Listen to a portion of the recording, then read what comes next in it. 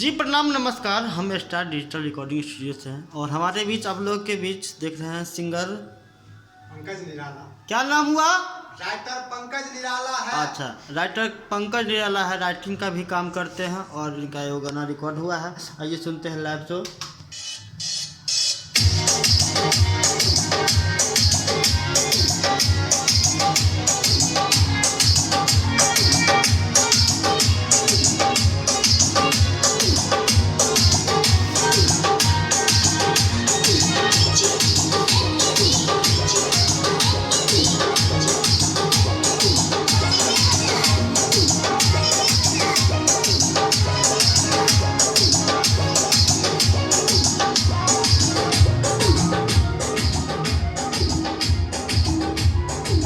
वाले गोइल हमार रे रत सपना हमें आई के। दिल वाले गोइल हमार रे रत सपना में आई के। कबहू न देखनी अखियाँ के सोझा ओइले लुकाई के। ओइले लुकाई के।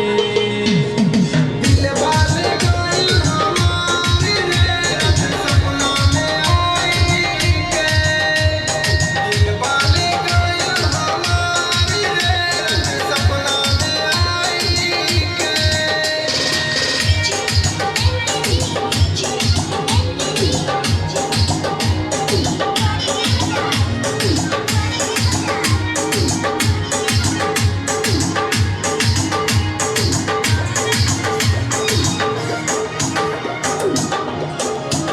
हमर मनवा में दोसो बनल उहे जान साथ कहीं अरबा नहीं है बाबा।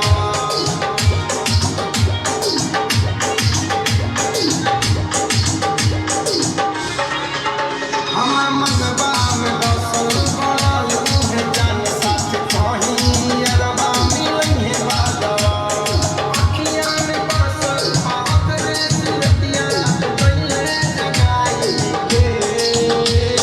गइले जगाई के।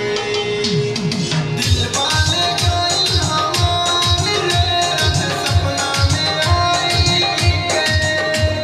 दिल वाले गइल हमार रे रत सपना में आई के।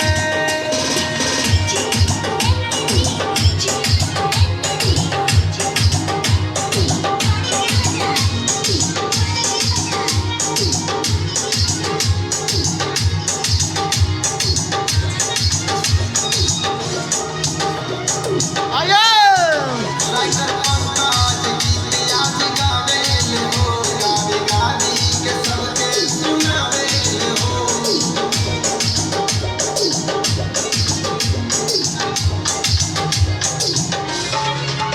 राइटर पंकज गीत आज गावेल हो। गावे गावी के सबके सुनावेल हो।